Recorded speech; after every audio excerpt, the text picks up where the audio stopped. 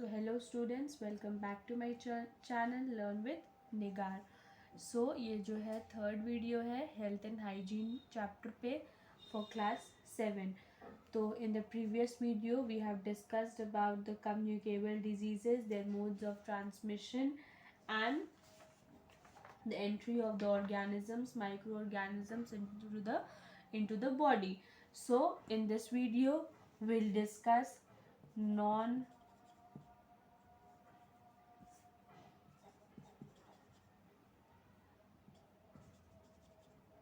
communicable disease.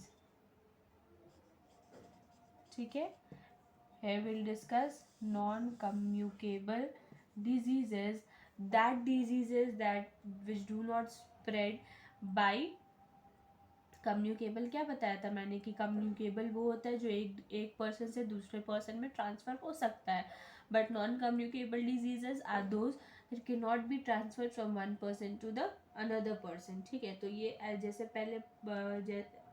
पहले मैंने बताया था in the previous videos that this non communicable diseases जो होता है वो बहुत सारे रीजंस की वजह से हो सकता है. ठीक है, तो पहला जो होता है that is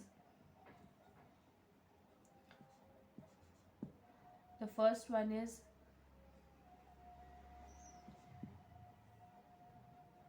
deficiency of nutrients की वजह से deficiency of nutrients. ठीक है, जिसको हम लोग क्या बोलते हैं, डेफिशिएंसी डिजीजेस बोलते हैं. कोई भी न्यूट्रिएंट्स की वजह से अगर कोई डिजीज़ हो रहा है, डेफिशिएंसी, अगर कोई भी न्यूट्रिएंट का कमी है बॉडी में तो उसके वजह से कोई डिजीज़ हो रहा है, उसको हम क्या बोलेंगे, डेफिशिएंसी डिजीज़ बोलेंगे. सेकेंड इज मैल फंक्शनिंग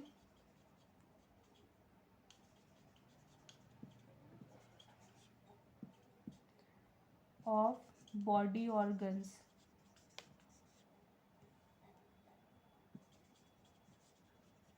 ठीक है, third one is fever. Fever क्या है, नॉन कम्युनिकेबल डिजीज़ है. और फोर्थ क्या है, allergy. Allergy is also non communicable disease. Allergy अगर किसी एक पर्सन को है तो वो दूसरे पर्सन को सेम एलर्जी नहीं दे सकता है. That is a non transferable disease या नॉन कम्युनिकेबल डिजीज़ बोल सकते हैं.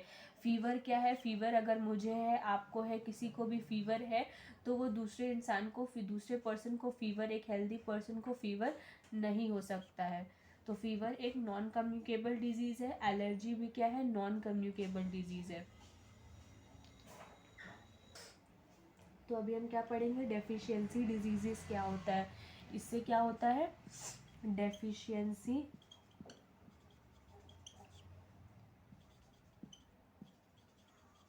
डिजीजेस. ठीक है, जो मेन कॉज है हमारे कंट्री में डेफिशिएंसी डिजीज़ का, वो क्या है, main cause is poverty. Poverty मतलब गरीबी. गरीबी की वजह से जो है डेफिशिएंसी ऑफ डिजीज़ देखने को मिलता है in our country.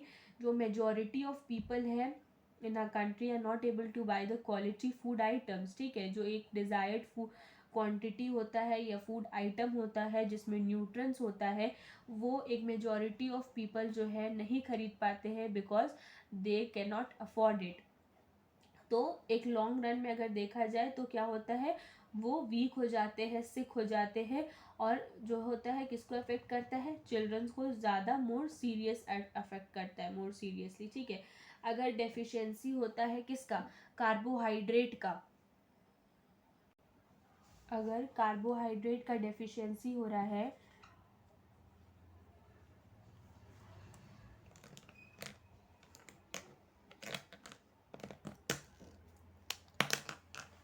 Deficiency of carbohydrate.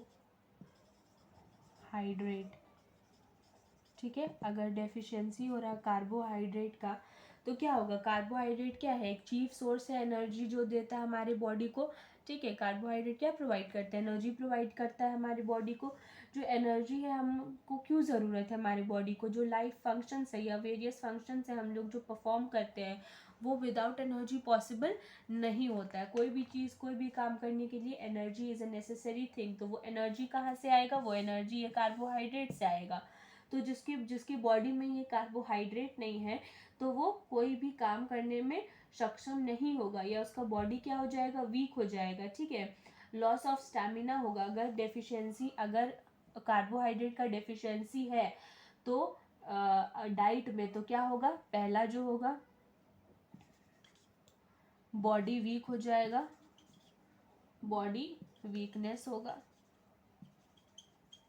ठीक है, दूसरा लॉस ऑफ स्टैमिना, स्टैमिना उसका कम हो जाएगा, ताकत नहीं रहेगा उतना कोई भी काम करने का।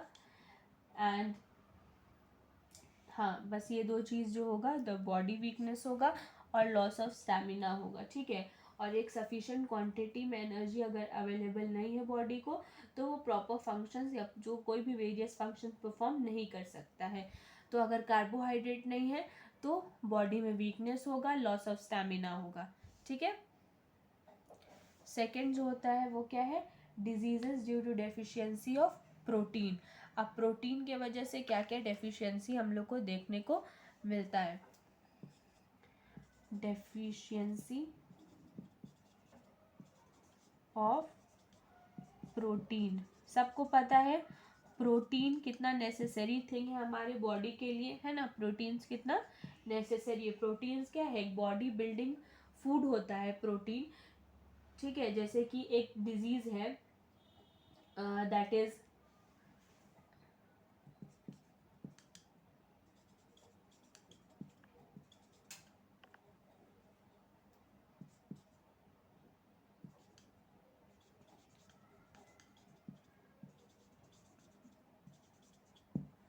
This is kwashiorkor. Kwashiorkor is a disease जो कि किस में देखा जाता है, develops in case of children. अगर प्रोटीन सफिशिएंट नहीं है तो हम लोग को चिल्ड्रन में क्या देखने को मिलता है, ये डिजीज देखने को मिलता है।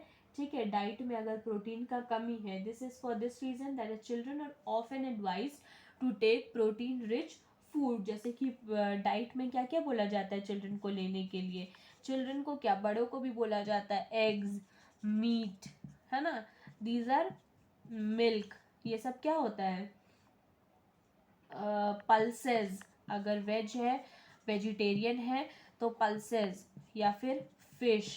सो है ना, तो ये सब क्या बोलते हैं, हमेशा बोला जाता है कि egg, meat, milk, pulses, fish हमेशा खाना चाहिए, डाइट में इंक्लूड करना चाहिए।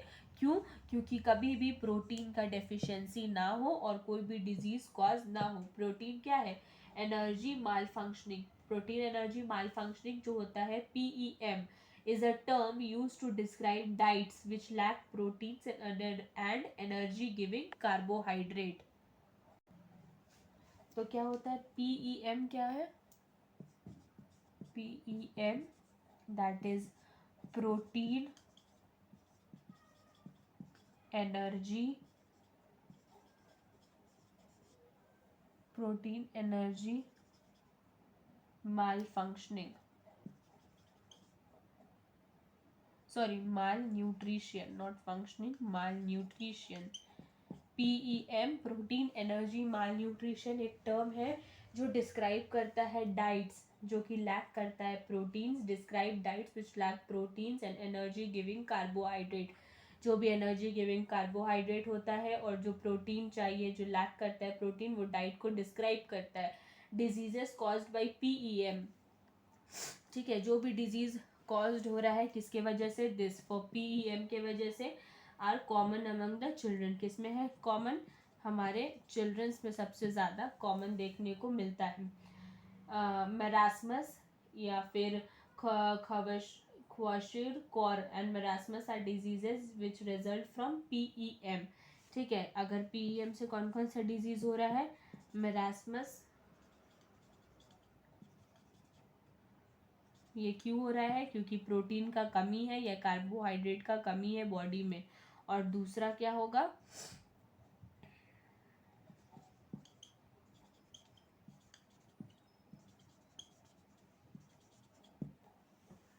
these are the two diseases that is caused by PEM. अब सिम्टम्स क्या क्या होता है किसका, क्वाशरकॉर का, ये जो है क्वाशरकॉर, इसका सिम्टम्स क्या क्या होता है वो पढ़ेंगे, ठीक है। प्रोट्यूडिंग बेली, बेली कैसा होता है, प्रोट्यूडिंग होता है, मतलब इसमें बेली जो होता है निकला हुआ होता है। Dark and scaly skin, brownish hair, scaly skin होता है और बहुत ज़्यादा डार्क स्किन होता है। हेयर कैसा होता है, ब्राउनिश होता है। Stunt growth, usually underweight, underweight बच्चा होगा कोई भी, अगर उसको ये डिजीज है तो उसका वेट नहीं बढ़ेगा, अंडरवेट रहेगा, ठीक है। उसका लेग्स कैसा रहेगा, स्वॉलन लेग्स रहेगा due to accumulation of water, क्योंकि वाटर उसके लेग्स में जमा हुआ रहेगा, एक्यूमुलेट किया हुआ रहेगा, इसीलिए उसका पैर कैसा रहेगा, फूला हुआ, स्वॉलन रहेगा। फिर लॉस ऑफ एपेटाइट, भूख बिल्कुल भी नहीं लगेगा उसको। सिक्स्थ रहेगा उसको अनीमिया, ये सब सिम्टम्स है, ठीक है। फिर होगा मेंटल रिटार्डेशन भी होगा और रिड्यूस रेजिस्टेंस टू डिजीज, ठीक है। ये सब जो है 8 सिम्टम्स है। फिर है जो, okay, I write the symptoms है कि आप लोग कॉपी कर लो। So here are the symptoms of kwashiorkor disease. पहला क्या होगा, प्रोट्यूडिंग बेली होगा, डार्क एंड स्केली स्किन होगा, अंडरवेट होगा, swollen legs, loss of appetite, anaemia, mental retardation और reduced resistance to diseases. The last one is eighth one is reduced resistance to diseases, ठीक है। ये सब सिम्टम्स है क्वाशिकॉर disease का। अब हम लोग पढ़ेंगे सिम्टम्स ऑफ मेरास्मस, क्या क्या सिम्टम्स देखने को मिलेगा मेरास्मस डिजीज में। So these are the symptoms of marasmus. So these are the symptoms of marasmus disease. क्या क्या होता है, पुअर मसल डेवलपमेंट, ठीक है, मसल डेवलप नहीं कर पाता है।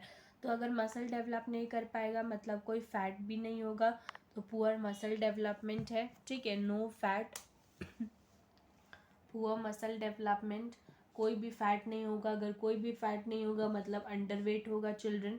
वीक लेग्स होगा उसका, कैसा होगा, पैर कमज़ोर होगा। लॉस ऑफ एपेटाइट होगा, अगर कोई फैट नहीं हो रहा है, या पुअर मसल डेवलपमेंट, जब तक खाएगा नहीं तो कहाँ से मसल बनेगा, फैट बनेगा, ठीक है। अनीमिया हो जाएगा और मेंटल रिटार्डेशन रहेगा, रिड्यूस रेजिस्टेंस टू डिजीजेस, ठीक है। ये भी 8 है सिम्टम जो मेरास्मस डिजीज में हम लोग को देखने को मिलेगा। अब है जो कि डेफिशिएंसी ऑफ विटामिन, अब विटामिन की अगर कमी हो जाएगा बॉडी में तो उसकी वजह से क्या क्या हम लोग को डेफिशिएंसी डिजीजेस देखना पड़ेगा। क्या है, डेफिशिएंसी ऑफ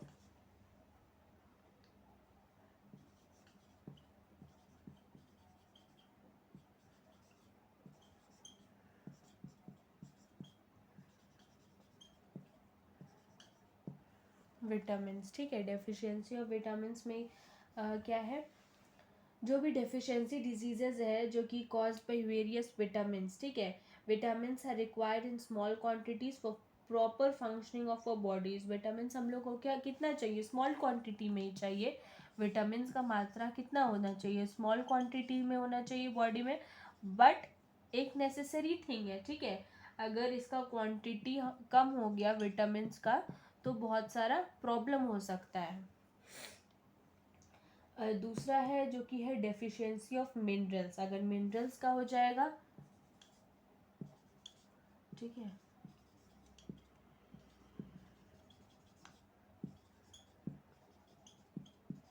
मिनरल्स, ओके। सो अगर जो कि क्या बोलते हैं, डेफिशिएंसी ऑफ मिनरल्स हो जाएगा, जैसे कि विटामिन का हो जाएगा डेफिशिएंसी, वैसे ही मिनरल्स का भी डेफिशिएंसी क्या है, ज़रूर मतलब इम्पैक्ट पड़ेगा, ठीक है। मिनरल्स जो है वो हम लोग को भी स्मॉल क्वांटिटी ही में चाहिए बॉडी में, बट एक इम्पॉर्टेंट है for the normal functioning of a body. अगर मिनरल नहीं रहेगा बॉडी में तो फिर क्या होगा, मिनरल डेफिशिएंसी होगा, जैसे कि कैल्शियम का डेफिशिएंसी हो जाएगा तो क्या हो जाएगा, बोन्स कमज़ोर हो जाएंगे, ठीक है। या एक्सेसिव ब्लीडिंग होगा। अगर फॉस्फोरस का कमी हो जाएगा तो बैड बोन्स हो जाएगा, टीथ हो जाएगा, बॉडी वीकनेस हो जाएगा। सोडियम का कमी होगा तो डिहाइड्रेशन हो जाएगा। पोटेशियम का कमी होगा तो मसल वीकनेस हो जाएगा या फिर पैरालिसिस हो सकता है। आयरन का कमी होता है तो क्या होता है, अनीमिया होता है। आयोडीन का कमी हो जाएगा तो क्या हो जाएगा, गोइटर हो जाएगा, जिसकी वजह से थायराइड हो जाएगा। फिर फ्लोरीन का कमी होगा तो टूथ डीके हो जाएगा।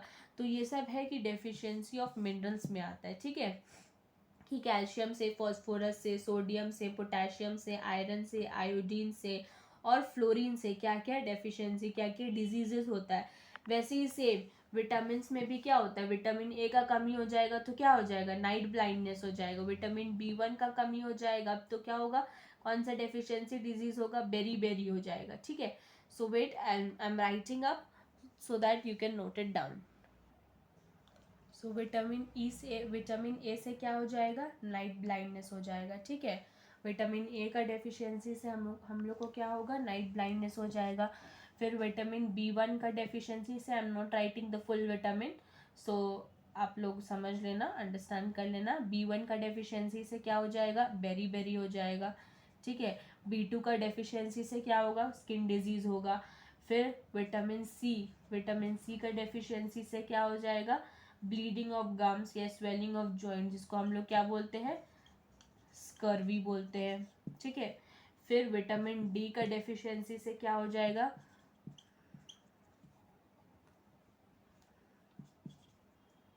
रिकेट्स हो जाएगा। रिकेट्स क्या होता है, वीक बोन्स जो होता है वीक हो जाता है या टूथ डीके होने लगता है। और विटामिन के का डेफिशिएंसी से, के डेफिशिएंसी से क्या होगा, क्लॉटिंग हो जाएगा, ब्लड क्लॉटिंग जो होगा वो अफेक्ट करेगा, ठीक हो, जिसको हम लोग क्या बोलते हैं, हीमोरेज बोलते हैं।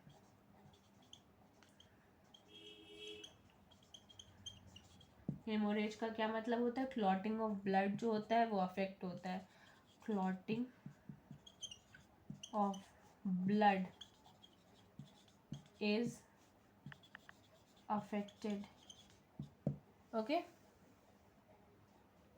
सो दीज आर द विट क्या क्या डेफिशिएंसी, जो डेफिशिएंसी डिजीजेज है, विटामिन डेफिशिएंसी डिजीजेज है, कि ए से क्या होता है, B1 से क्या होता है, B2 से क्या होता है, सी से क्या होता है, डी से क्या होता है और के से क्या होता है। So please note it down कि what are the deficiency diseases, vitamin deficiency diseases, and then we'll move to mineral deficiency diseases. So minerals में क्या क्या होगा, पहले कैल्शियम, कैल्शियम का कमी से क्या होगा, ब्रिटल बोन्स हो जाएगा, मतलब बोन्स कैसा हो जाएगा, बहुत टूटने जैसा हो जाएगा, ठीक है, वीक हो जाएगा बोन्स, जिसको हम लोग रिकेट्स बोलते हैं। Phosphorus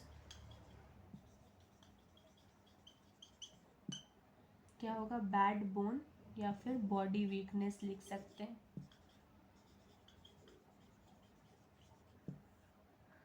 then comes sodium, sodium से क्या होगा, डिहाइड्रेशन।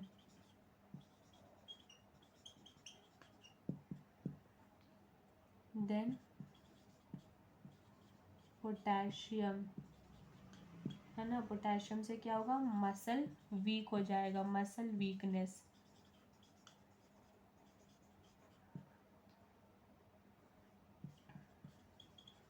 Iron, anaemia,